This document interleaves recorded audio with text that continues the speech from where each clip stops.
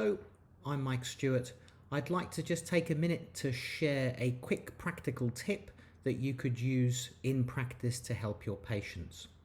When teaching no pain courses around the world, I've discovered that one of the biggest challenges that clinicians face is how to answer that question from patients who become concerned that we don't quite believe that they live with pain. When they ask, "Are you trying to say that it's all in my head? You know, my pain is in my shoulder, my pain is in my back or my neck. But because you're talking about pain perception, I don't think that you believe that my pain is real." Now, from experience, when asking other clinicians, how would you answer this question? What most clinicians do is respond by providing information.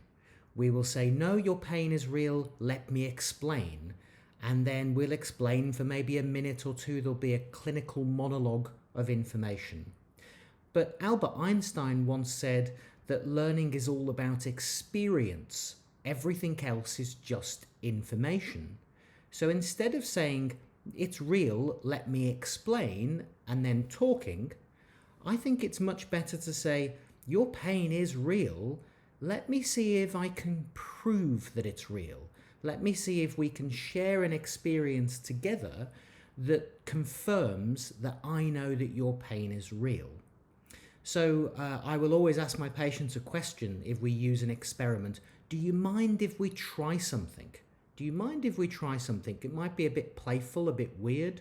Do you mind if we try something? And by doing this, we're sort of knocking on that curiosity door. Education is all about developing curiosity.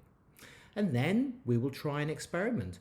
I will ask them to put their thumb in front of them, and they're going to focus every single ounce of attention into their thumb for the next couple of minutes. A bit of attention training, a bit of mindfulness. And if you get the patient to do this in the session or to practice this when they're at home, often what you discover is that you plant a seed. Because often what happens is that the patient will start to feel things inside their thumb. They'll say, "My thumb feels stiff or tight," or "I can feel my pulse, it's throbbing inside there," or "it changes shape," or "it changes temperature, it gets hot or it gets cold." So my question to the patient then, of course, is, well, all those sensations that you've just felt inside your thumb, were they imaginary or were they real? And of course the answer is, they're real. They're as real as the pain in your shoulder, as the pain in your back. So I hope that provides you with a quick, practical way that you could try and help people living with pain to feel more believed in your day-to-day practice. Thanks.